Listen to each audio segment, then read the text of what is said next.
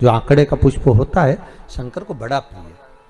और दूसरे नंबर पर शंकर को प्रिय है शमी का पुष्प, बहुत ध्यान देना महाराज। तीसरे नंबर पर शंकर को प्रिय है महाराज सरसों का पुष्प।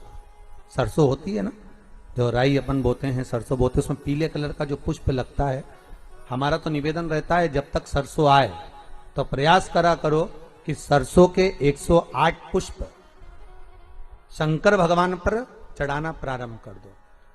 महाराज ये पक्का है कि वर्ष भर कोई बड़ी बीमारी आपको घेर नहीं सकती अगर सरसों के फूल शिव को चढ़ रहे हैं तो।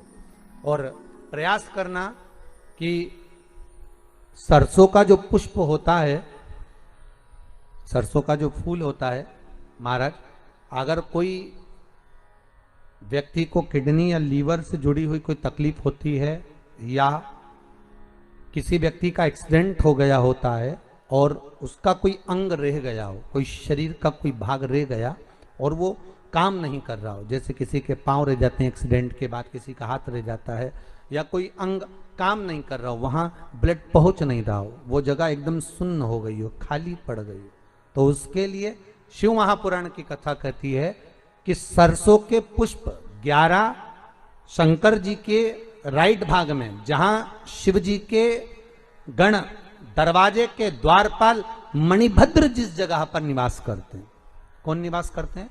मणिभद्र। शंकर जी के दरवाजे के द्वारपाल हैं मणिभद्र जी। तो मणिभद्र दरवाजे के द्वारपाल में राइट भाग में मणिभद्र जी विराजते हैं। मतलब राइट भाग कौन सा हुआ? जब आप मंदिर से बाहर निकलेंगे तो राइट भाग, मंदिर में प्रवेश करेंगे जब राइट नहीं होना चाहिए, आप मंदिर से जब जाएं तो राइट भाग। मतलब आप मंदिर से राइट से जाएंगे तो शंकर जी का भी राइट हो जाएगा, क्योंकि शिव जी ऐसे बैठे हैं तो शंकर जी का भी राइट हो गया, देवता उनका भी राइट हो गया, तो राइट भाग सीधा हाथ मणिभद्र जी का स्थान। 11 सरसों के पुष्प मणिभद्र के उस द्वार पर आप रख दीजिए और मणिभद्र के द्वार पर रखकर अंदर जाकर 108 वापिस जब आप बाहर निकल रहे हैं, ये पुष्प आप रखने के बाद एक बार बाहर जाएंगे फिर वापिस आएंगे मणिभद्र के रखने के बाद, और अंदर जाकर 108 सरसों के पुष्प शंकर को समर्पित करेंगे महाराज। उस सरसों के पुष्प जो शिव जी को आप समर्पित कर रहे हैं उसको वापिस लेकर आएंगे, श्री शिवाय नमस्तुभ्यम बोलकर उस सरसों के पुष्प को महाराज सरसों के तेल की बोतल में उसको डाल लीजिए। शंकर भगवान को किसी भी प्रदोष में शाम के समय प्रदोष काल में उस तेल को वापस ले जाकर चढ़ा दीजिए शिव जी को, उसको वापस लेकर आ जाइए। उस तेल का प्रयोग आप नाभि में डालिए और जो शरीर काम नहीं कर रहा उस स्थान पर कम से कम 15 दिन 20 दिन तक उसकी मालिश करना प्रारंभ करिए।